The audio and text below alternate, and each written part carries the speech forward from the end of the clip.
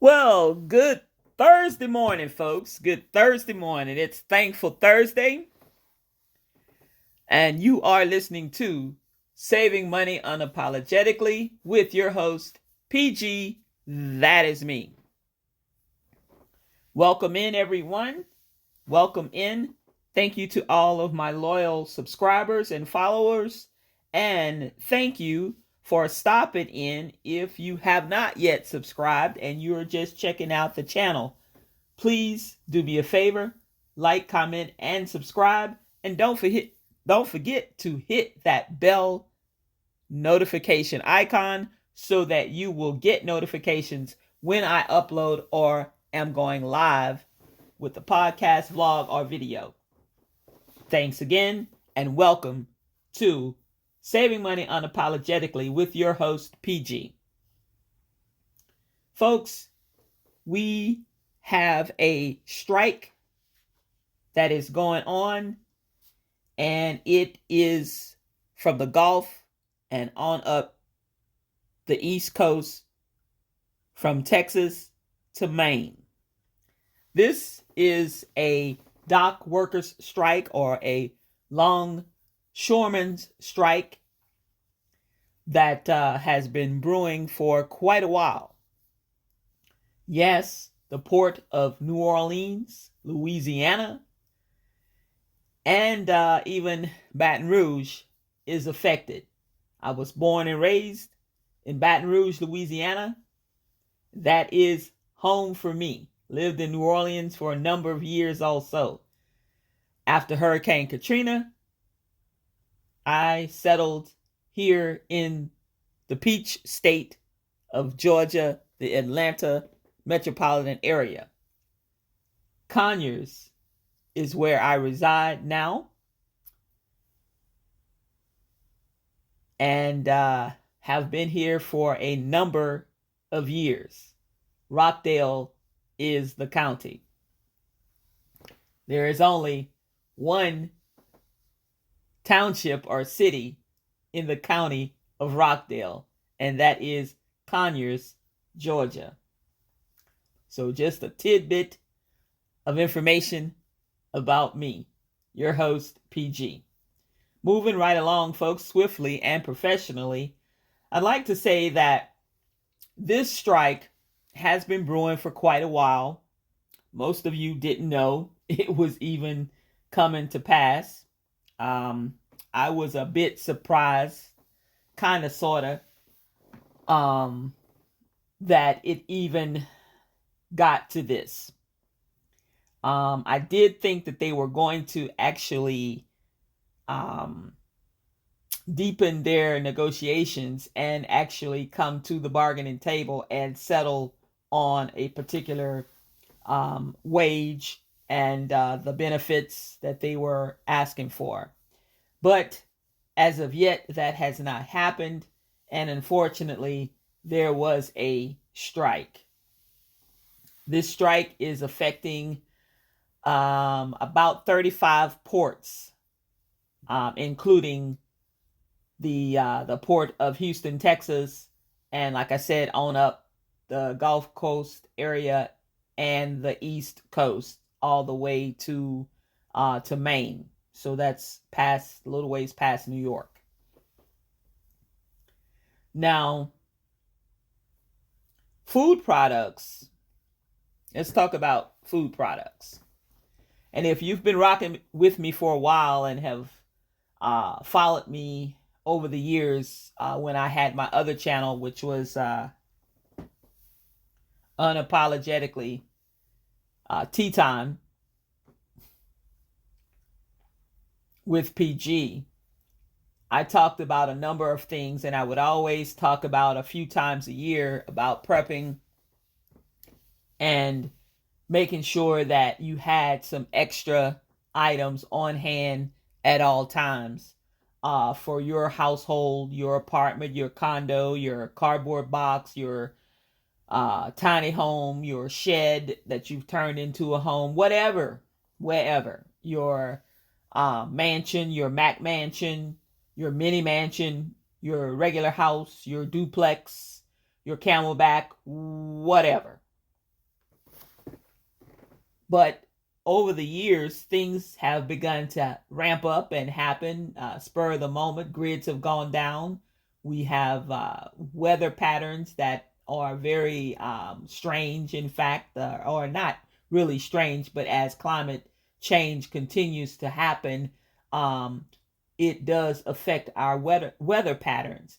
And with the weather being the way that it has been in the last few years, we've had a lot of torrential thunderstorms, tornadoes, hurricanes, tsunamis, mudslides, forest fires, wildfires, you name it, has been happening. Earthquakes, tremors, um, everything. So, with that being said, it's very, very easy to perhaps focus on something else, focus on whatever else is happening in our own lives, our everyday lives, jobs, family, friends, things that just happen, our health, different things that kind of take away our focus on other things. So I've talked about in the past about stocking certain foods, some extra canned goods. I'm not saying uh, go on to the excessive route. I'm not saying go to the harder stage. That's not what I'm talking about. But surely each and every one of us, we use soap and water. So I would add a few extra bars of soap in my washroom, in my lavatory, in the bathroom, under the sink, wherever. I would add in the kitchen a few extra bottles of dishwashing detergent or dish detergent, dish soap, whatever you want to call it. I would add a few extra cans of tuna, a few extra cans of um, salmon, a few extra cans of peas and carrots, or peas, or just carrots, or string beans, or red beans, or white beans. I would add a couple of extra packages of kidney beans or red beans, black eyed peas, field peas, whatever you like, pinto beans, black beans, whatever you do, you do you. PG is going to do PG. The next door neighbor is going to do the next door neighbor. There may not be two households that are alike, but yet similar. Your budget may look different from my budget. So that will allow me to get certain things that my dietary needs, that I have to meet my dietary needs or my family's dietary needs. But certain things may afford you the opportunity to get certain things that fits you and what your health requires, or what your body requires, or whomever or whatever that lives in your house. Um, I just encourage each and every one of you, even at this late date in the ball game, now that there is a strike, because if you know anything, or you may not know, some of you are young and you just don't understand, or you just don't know, or you don't care to know, but knowledge is power, and you can do better if you know better. But everything that comes to us, that we go to a store or a fruit stand or fruit market or farmer's market, or those kind of little things, fruit markets and farmers markets and fruit stands and things like that, or co-ops, those are pretty much geographical and local to your area.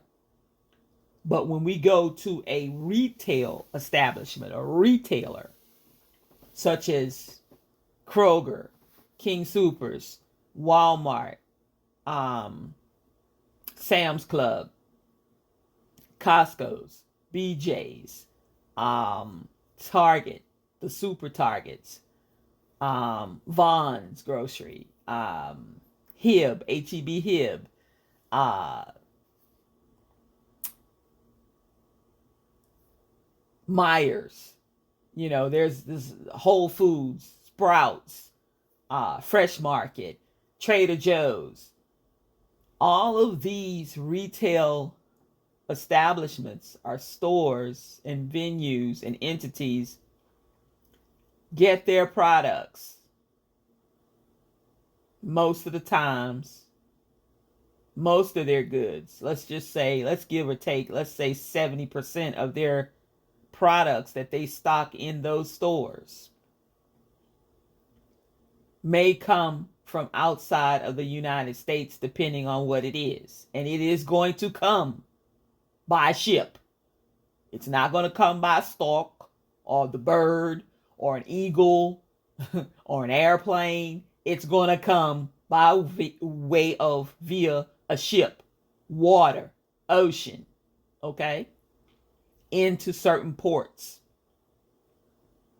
And once it reaches those ports, then those dock workers basically unload those containers that are on those ships. They bring them off the ship.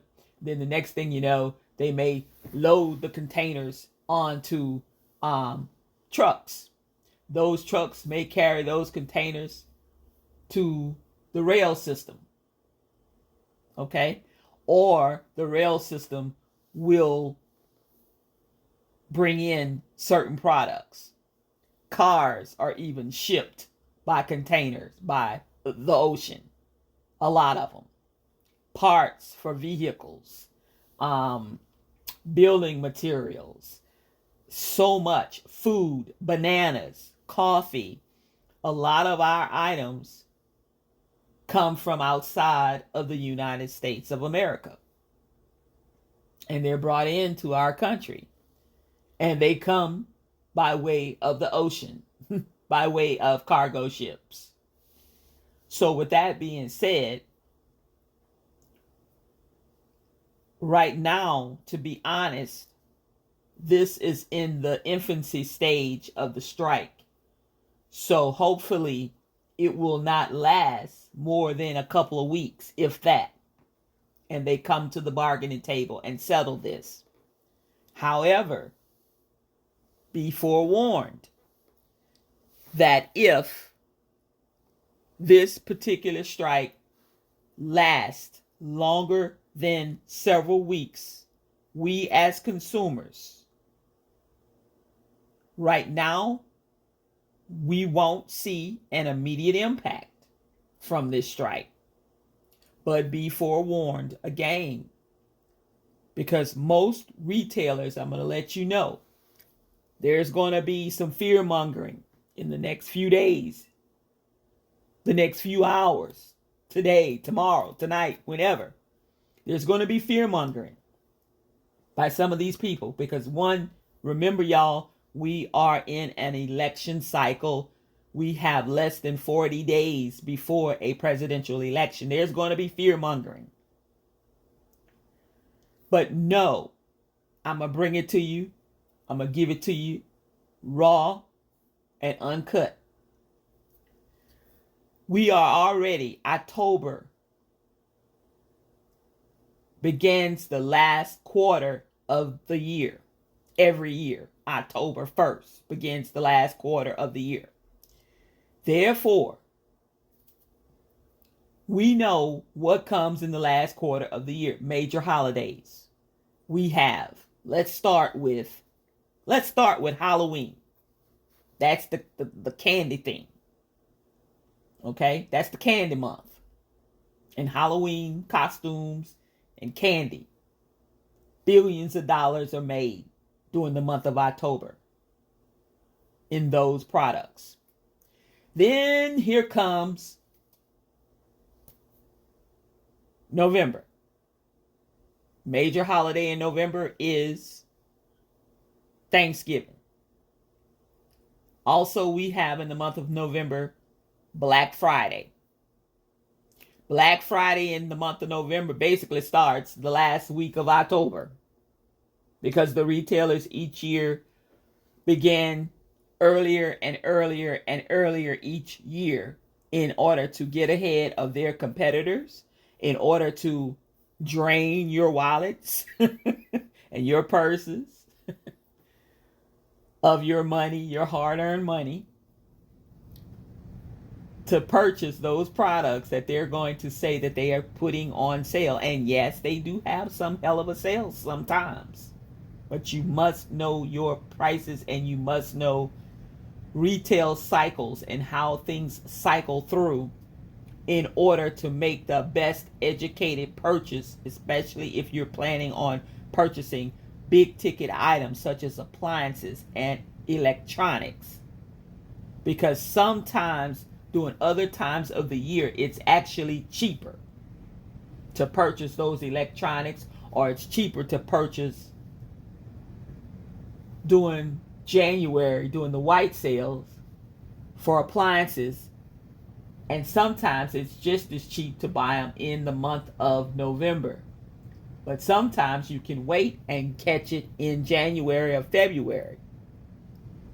It just depends, but we must learn those cycles, those retail sales cycles. Same thing with food.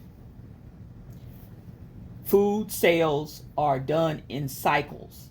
For instance, this week, if you look at your newspapers, or if you look at your online sales circulars that are digitally online for Publix and Kroger's and this place and that place, you will find that cereal is one of the featured products.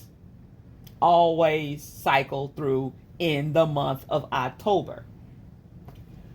Then mid-month, you will find your baking items will start to ramp up, and there will be sales on those items such as flour, yeast, sugar, oatmeal,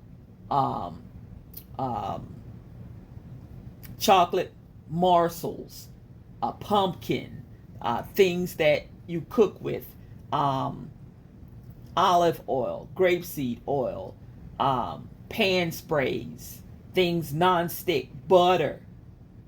Sometimes the prices rise during the end of October through December 31st on certain cooking products or cooking items, food related items, because it's in high demand.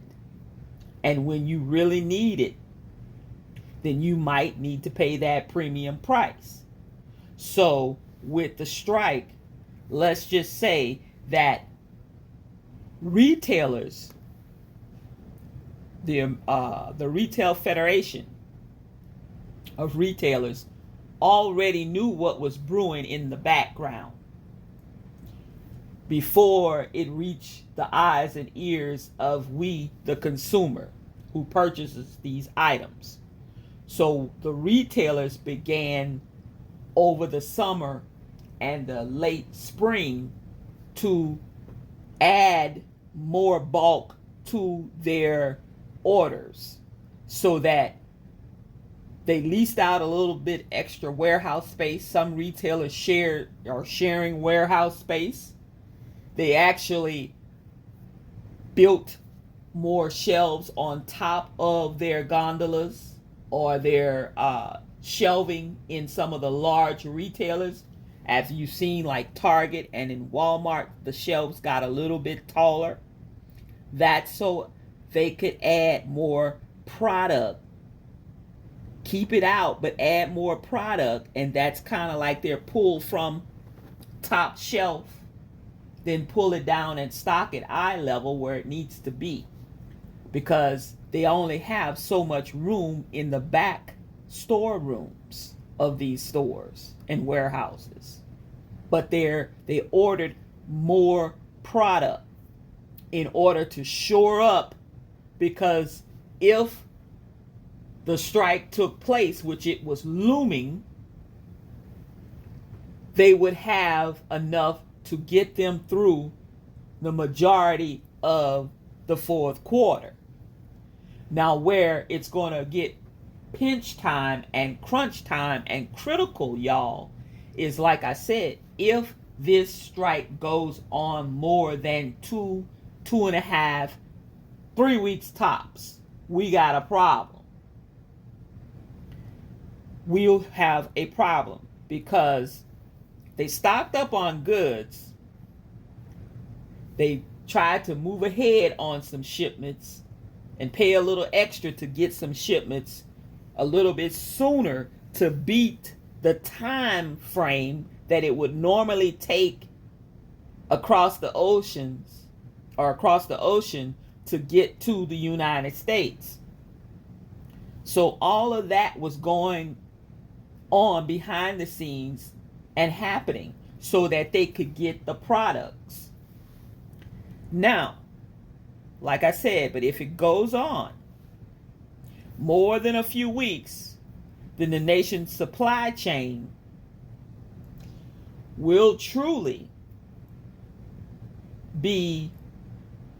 become brittle, let's say. There will be holes in the nation's supply chain. So what does that mean, PG, for us? What does that mean, PG? Tell us. Well, what it truly means is from bananas to clothing to cars may get a little scarce. It depends. It's going to depend. It's going to depend on what we, the consumer, need,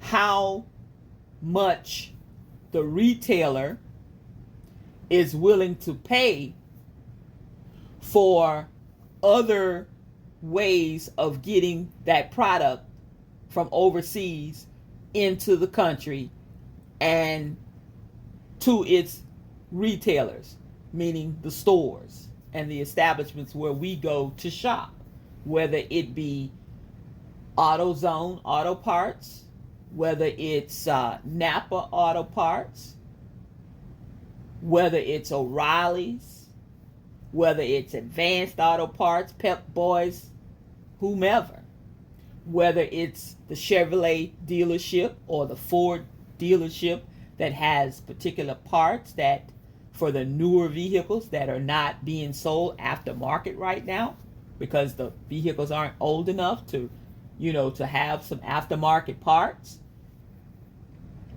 A lot can go into play. I'm telling you how it really is. But right now, we as the consumers are okay. We really are. Some people are coming on to YouTube and lying to people and telling them, "Oh, look, y'all, you see, they don't have any toilet paper in the stores. They don't have any paper towels. They're running out. Oh, the strike." There's no damn way possible in 36 to 48 hours that this strike has caused a shortage in paper towels and toilet tissue. Okay? That's bullshit. They're gaslighting you. All right? What it is, and I'm going to tell you this to be honest with you, have no fear. We're okay on the toilet tissue and we're okay on paper towels. Now, you may have let your household run out and you may have to go down there and pay a premium price. Y'all already know I'm a couponer, I'm a bargain hunter, I'm a sleuth when it comes to prices. So I got enough to take me into damn near 2026 and maybe just a little hair beyond 2026 in paper towels and toilet tissue. All right? I'm not bragging. I'm just being real with you. All right? However, I want you to know, speaking on toilet paper and paper towels, those are about 85 to 90% domestic products, meaning they're not coming from overseas. Okay? They're not coming by way of ocean liner, cargo ships. They're usually coming in by way of truck or rail car. Okay? Meaning they're coming from somewhere here locally. Farthest, maybe Mexico or Canada. All right. 80% to 90% is domestic. The rest of it is going to come from either Mexico or parts of Canada, which can be trucked in or sent by rail. So you're good on that end. Now, it depends on how much you're willing to pay. Also, remember, we've had a hurricane that has hit multiple states: Georgia, the Carolinas, Florida, Tennessee, and some other smaller places. So the demand for certain items is great. Plus, usually during a disaster or something really serious, we as Americans will open up our wallets and our hearts, and we will try to do what we know to do, and that is to help others in the time of need. Most of us, anyway. So a lot of people are going to the stores such as Walgreens, whatever's close by, CVS, Kroger, Winn-Dixie, Albertsons, King Super, wherever the hell they go, and grabbing a couple of packs of tissue, a couple of packs of paper towels. And on Sunday or Saturday, when they go to church or whatever they do, whatever organization they partaking in that has a donation drive for the people affected by the hurricane, they want to participate, and they're going over there and they're going to buy that $20 pack of paper towels, and they're going to buy that $20 pack of toilet tissue, and they're going to make that donation from the bottom of their hearts. All right? Now you go shop, you normally get your tissue, let's say you normally get it at Walgreens. Well, Walgreens can only stock so much because Walgreens are not large stores. They're pharmacies first, and then they have filler items up and down the aisles of the store, but they are a pharmacy first, and then ancillary products after the fact. So on their toilet tissue and paper towel aisle, it's only on one side, and they may have, let's say for 8, 12, they may have 16 to 20 feet of paper goods. Let's just say 20 feet at the most on the average. But they're only going to have a few shelves, and the shelves are not deep shelves, so they can only stock so much. You seen the size of a Walgreens or a CVS? Come on, y'all. You know that they don't have a huge stock room in the back. They rely on shipments at least twice a week to those stores, those type stores. So they may order 2 cases of paper towels if they're running a sale, maybe 3. They may order 3 cases of this tissue, 2 cases of this one. This one doesn't sell as well. We're going to order 1 case of that because it's on the higher end side. We normally don't sell out. We'll have 1 or 2 packs left on the shelf at each ordering period or ordering cycle. So that's how they base their numbers. That's how they base what they're going to order, especially on the point of sale system that's basically automated. As it goes out and is rung through the registers, then it will tally up what needs to be ordered as far as the amount. Now, I'm not sure if local store directors or store managers can tailor those orders and up the ante a little bit and order extra. Probably so. Or the district manager, if they phone in to the distribution center or whatever and say, hey, give store 241, they're going to need about maybe 2 more cases because they're right there at the edge of a hit area and people are coming in, they're buying certain products. But know that certain stores are only going to stock a certain amount. Yes, when we have a natural disaster or something of that magnitude, like Hurricane Helena, then some shelves may be a little bit barer than most the other times that you would go into that store. It has nothing to do with this strike. But what I am saying and inviting you all to do that is listening, that will be listening in the very near future, that here's this video or vlog, is to, if you know that you are low on tissue or you're low on paper towels, go find a sale or go find something within your budget. And if you normally buy a $5 12 roll pack and you got an extra $5, buy two. That way you know that it takes you a month to use those 12 rolls. Well, then you good for the next 2 months. Then in another week or two, you get an extra $5 into your budget, or you got a little bonus on your check, or you worked a few hours overtime and you got a little extra after taxes or whatever. Invest in your household. Invest in what you use for you and or your family or both. Buy another pack. So you good for the next 3 months. And if you need to stretch it a little bit, you can. But you can't stretch what you don't have.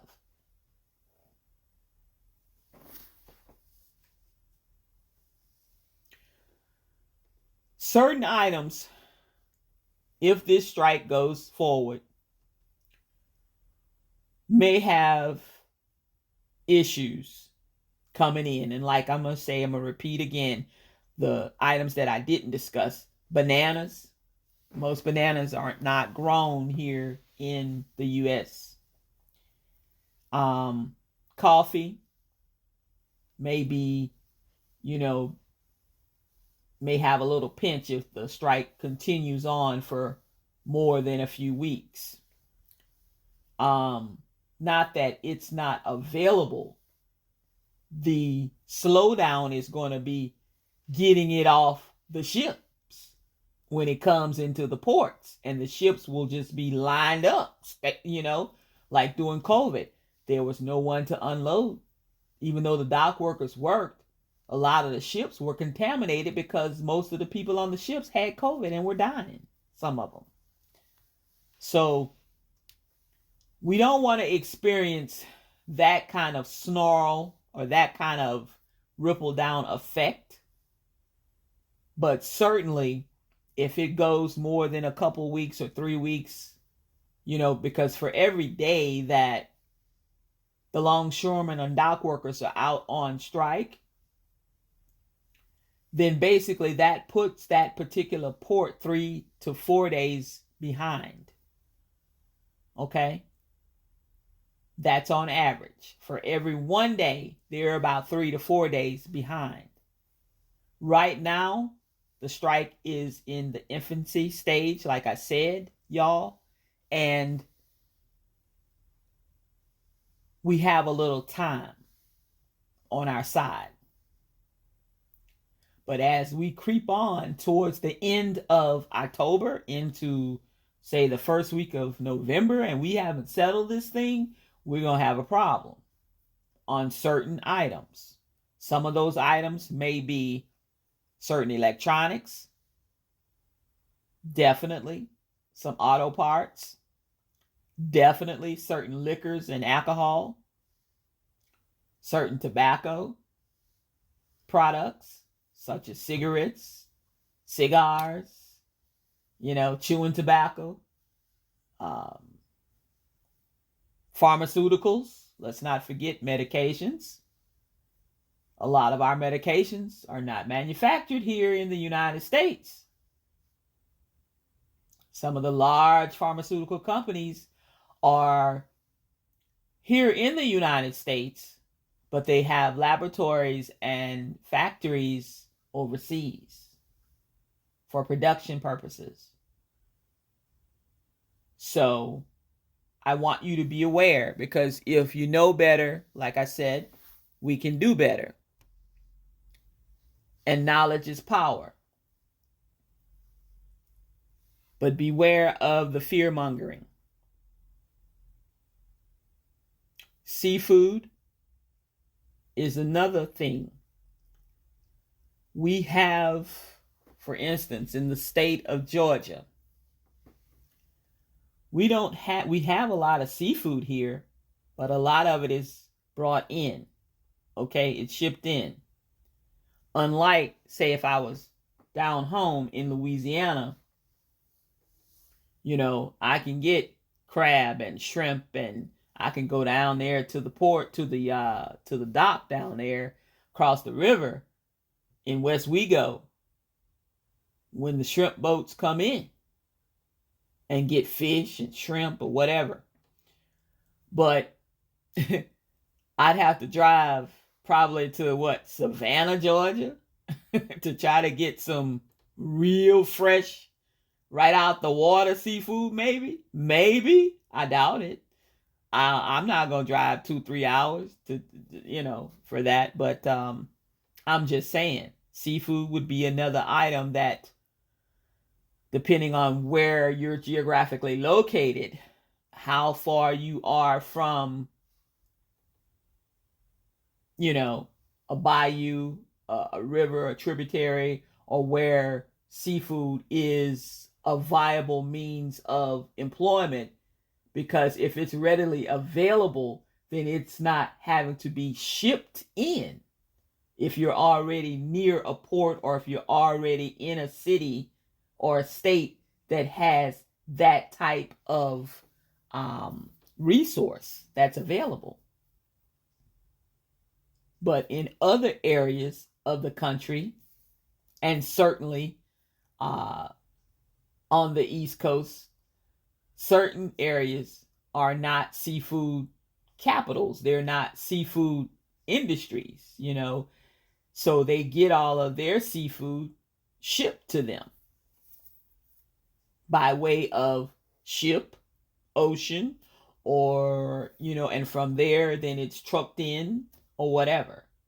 It's not drive down to the port of New Orleans and then take that truck 18-wheeler full of seafood, or several 18-wheelers, and then go into the city of New Orleans, drop off some orders, then go to 80 miles or 85 miles away to Baton Rouge, which is the capital of Louisiana, and drop off some seafood there, and then go over to Lafayette or to Maringouin and Breaux Bridge, and then go past the Opelousas. We go, and just keep going until we hit Texas.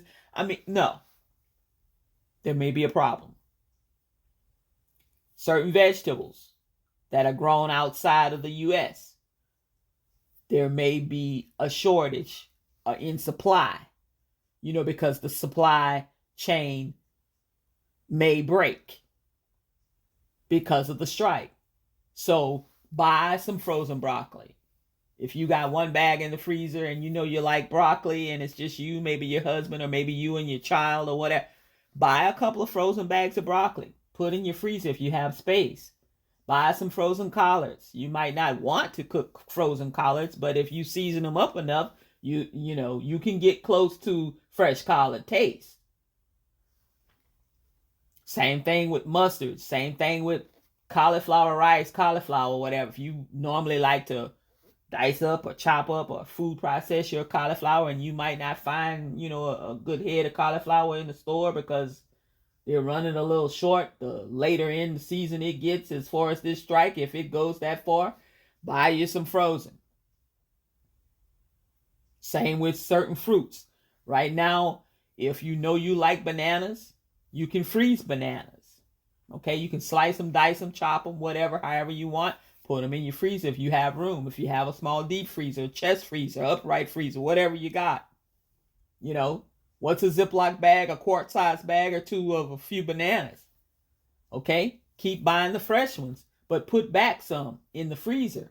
That way you can continue to make your smoothie shakes or your protein shakes, or if you're going to have banana pudding or whatever, and you need to process that and chop it up or whatever, it will work. Strawberries, they're going out of season. But if you like strawberries year round and you want to have this for your smoothies or your shakes or your ice cream if you plan to make that, or whatever it is you do. You're baking a strawberry cake or whatever. Get some frozen strawberries. Get a few little small bags. Throw those in the freezer. You'll have that. You know, you have to figure out a way, and you have to have a plan and put your plan into action.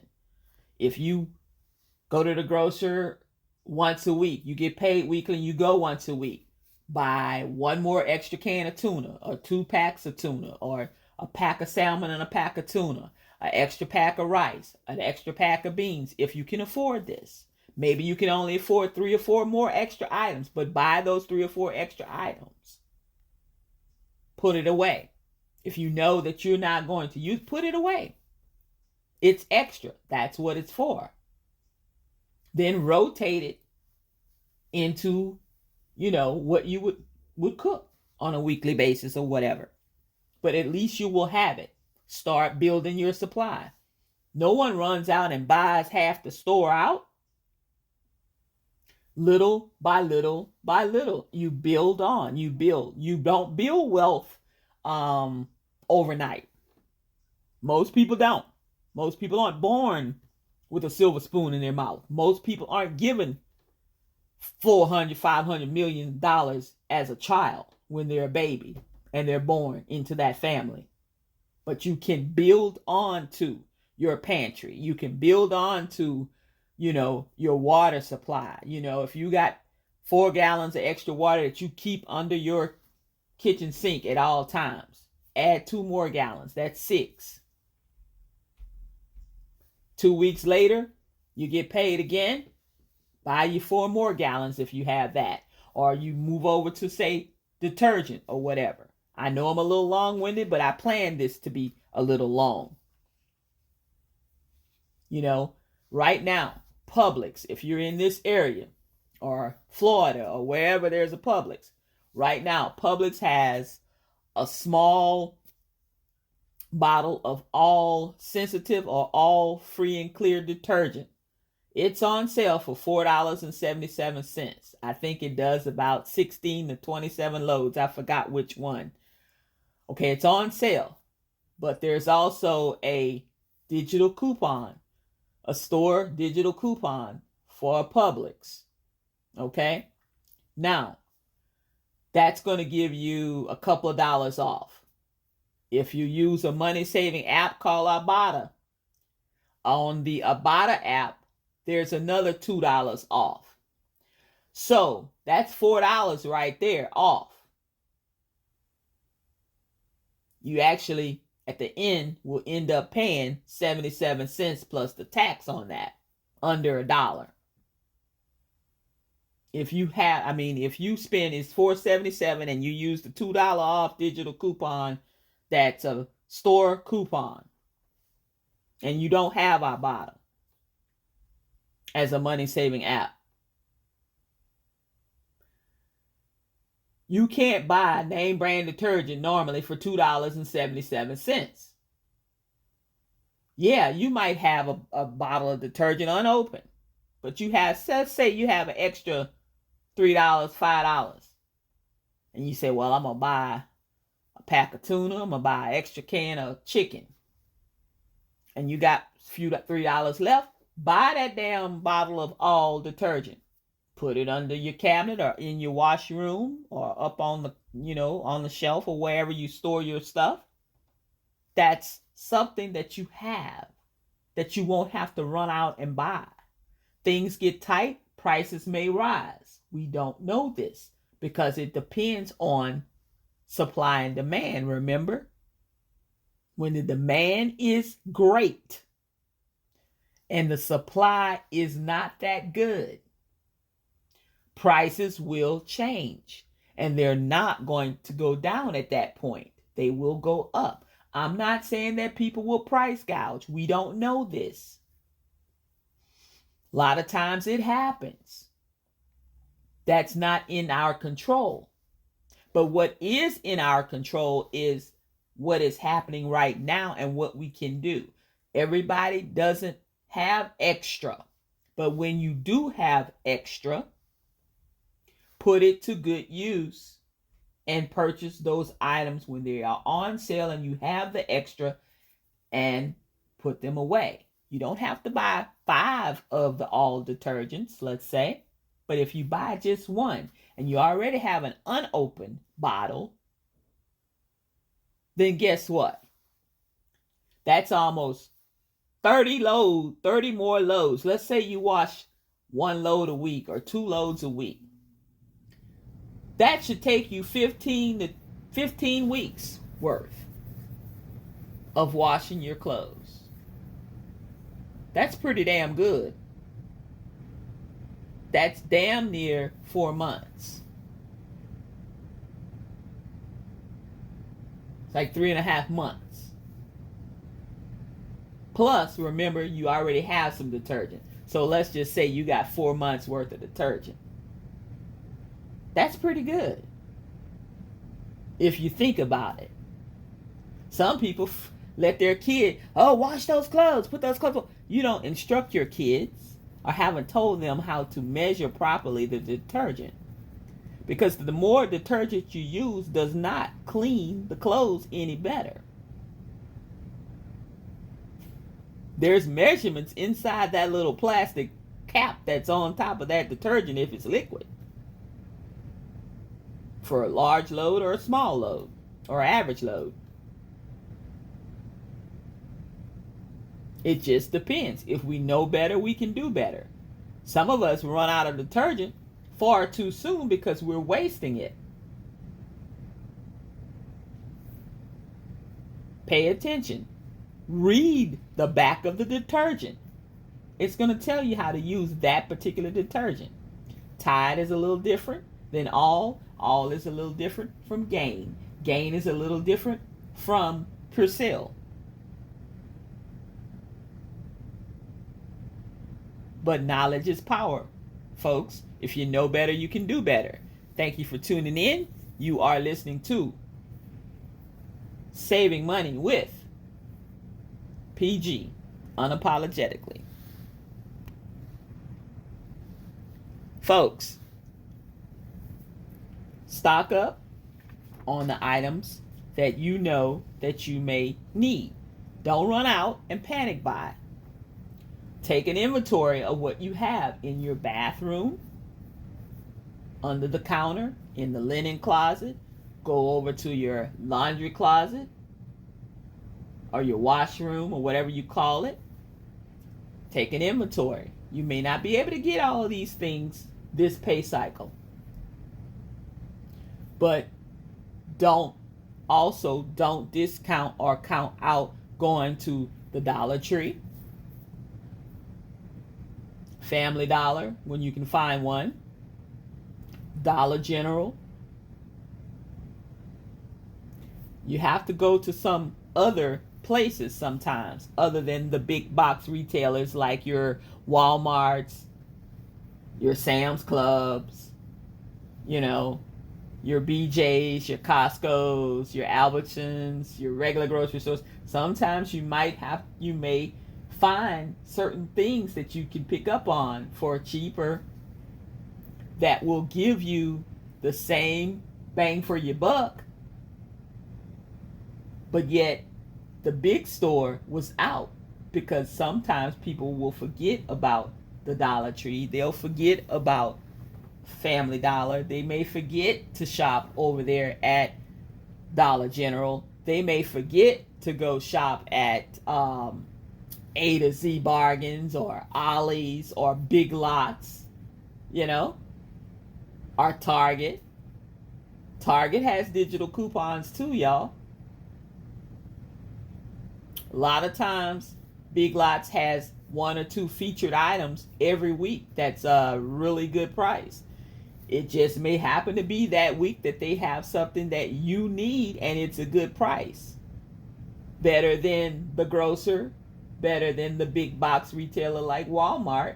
You can get it over there if it's nearby. I'm not saying travel 40, 50 miles to save $3. Because at that point you haven't saved anything, because your time and your gas, you haven't saved anything. But if it's worth your while and it is in your geographical area of your little township or your town or whatever, your neighborhood or whatever, and it's under 10 miles, hey, go for it. We all can use a bargain, and we all can learn to stretch our dollars a little bit more wherever we can, when we can. Well, folks, basically, that's all I have for you. I just wanted to come on and let you know about the longshoreman strike, what it's kind of entailing, and how we're looking going forward. Looking at if it lasts longer than a few weeks, where we might end up, where we might be, what may be affected. I wanted to give you a heads up on it. That way you have something to work with. That way you can put it in the back of your mind and say, hey, I know they're out on strike. I know I need a couple of extra things of detergent. I know I could use 1 or 2 more packs of toilet tissue. I know I probably could get at least 1 more pack of paper towels. That's a start right there. That way, if all hell breaks loose, you won't be without. You'll have enough to get you through. Especially things like this, they don't tend to last too long, but sometimes they last long enough to have a significant impact that everyone may not be able to digest. And what I mean by that, a significant impact would mean a stall or snarl in our supply chain. And then at that point, when the stores do get a little product, because they're not going to get as much as they normally would, it's going to cost them more to get it to you. So then they have to go up on those prices. And that would be the significant impact to us, the consumer, is we would pay even more for those items. So while the items are at a price that we have been paying for quite a while now, why not buy 1 more of those particular items that you know that could potentially cost you even more in the long run? Paper towels don't go bad, they don't spoil. Toilet tissue doesn't go bad, it doesn't spoil. Soap, the dishwashing detergent, washing detergent, those things don't spoil. Yes, they may become thicker. Fabric softener may set up for some years and it's really thick where you have to literally scoop it out or something. Add a little water, shake it up, put it in, if whatever. It's not bad. It's just that it's starting to congeal, or maybe some of it may start to break down. But if you keep it in a cooler place with not a lot of light or whatever, have the light off in your pantry, whatever, it should be fine. You just have to know how to work with it. So y'all keep in mind that what we're facing, what we're going through right now, and let's hope for the best. I know that this strike will not last forever. I'm not at all nervous. I'm going to be honest and say that I'm concerned, but I'm not nervous. I'm not going to go run out and panic buy. I really don't need anything. Could I use a little extra on a few things? Yes. And I will probably shop for a few items here and there in the next week or two, for sure. But nothing outlandish, no. Because I have been purchasing all along, and I have been, stocking up on certain things all along. So I have those items. I'll be okay. And you can be okay as well. Just give it a little food for thought. Take a few notes if you have to, whatever you need to do. Don't go get in debt. Don't charge all this stuff up on a credit card or anything of that nature. If you don't really need it, but if you're really low on the products, a certain product that you know your household uses, when it's on sale, look around this week, look around next week, find a few items that you can add to what you have. Even if you had to ride it around in the trunk of your car in a Rubbermaid tote or something, or in a cardboard box, because you might have some kids that'll get into stuff and you don't watch them, or they a little wild or whatever. I don't know, because there's different styles of parenting these days. But in order to have it and to make sure that your household has it going forward, and you might need to do that. Or when they're at school or whatever, then you sneak it in and you put it under your bed, or you put it up at the top of the closet, and you find some extra little places in the house where they not normally are, or not going to look, or not going to go in. And that's where you place that product. Behind the sofa, low to the ground, under the sofa, whatever you need to do. Canned goods. A case, get you a flat pack, a case of canned goods. Ask the grocery store, cut a cardboard box all the way down to about maybe 3 to 4 inches tall. That may fit under a sofa. Put those canned goods in there. If it's maybe 6 extra cans, it's better than nothing. Slide it under there. You'll know you have it. When that pantry begins to get empty, you can go and pull that out. You have a variety in that cardboard box of those canned goods. You'd be surprised. A little can go a long way. When you have a little bit of planning and have a plan and put that plan into action. But you got to start somewhere. You can't just sit on the bench and expect to get to the end zone by sitting on the bench. This is the game of life that we each are playing, and it depends on how we play the game of life. Is how, where, and how we wind up. So it's been real, y'all. It's been good. We've been on here almost an hour. There's approximately, like I said, 35 plus ports that are being affected. I'm going to blow this up a little bit.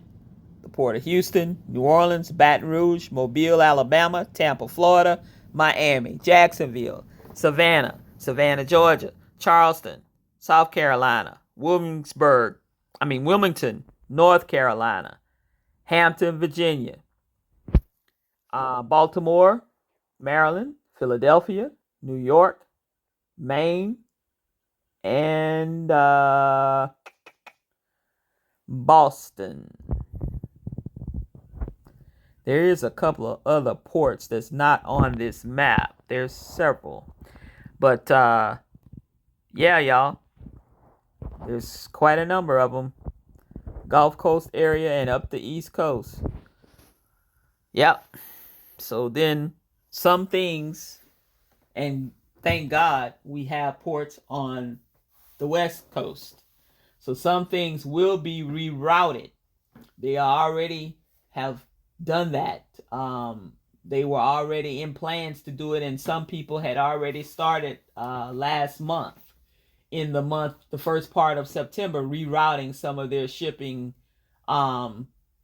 containers and stuff on the on the West Coast, and having them trucked in. Yes, they're going to have to pay a little bit more, and some of them made bargains and got the shippers to to work with them.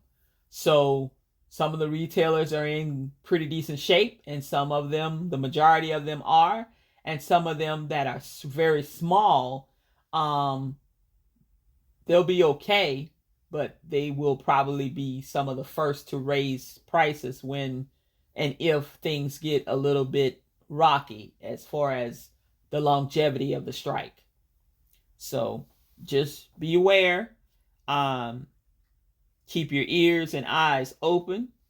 At least, tune into a news broadcast at least once or twice a week if you can for 20, 30 minutes. Put it on if you're cooking dinner or cooking breakfast in the morning, something so that you can stay abreast of what's going on. I'm not saying that you have to watch the news or listen to the news every day. As if you're a news junkie, then that's fine. Do you, whatever. But just at least once or twice in a 7-day period, as things change, you want to know about it. You at least want to know if the strike has been called off, if they went to the bargaining table and settled the disagreement, and they're back at work and whatever. That's going to give a sigh of relief or whatever. At least follow along with what's going on, and especially in and around you and what affects us across the nation. All right, y'all. Like I said, it's been good. We've been on for right at an hour, and we've covered quite a bit. I've talked about quite a number of things, and have tried to give a few tips and a few suggestions. Hopefully they help someone out there, and if they don't help you, pass this vlog along to someone who may benefit from it. It's information, and I have done the research. I've gotten the numbers together and have given out to you what I could, what I know. That's factual. You can fact check it. I invite you to do you. Just make sure that you share the information, because if you can't use it, certainly someone that around at your work, at your church, your neighbor, your neighborhood, your community center, someone or some people may be able to use this type of information. And hey, if it benefits someone, great. That's all I'm trying to do, is put it out here for the masses to help each other be more successful and to help each other save a few dollars. Saving money unapologetically with PG. That is the name of my channel, and that is my number one goal, is to help you save and have a little bit more left over in your paycheck.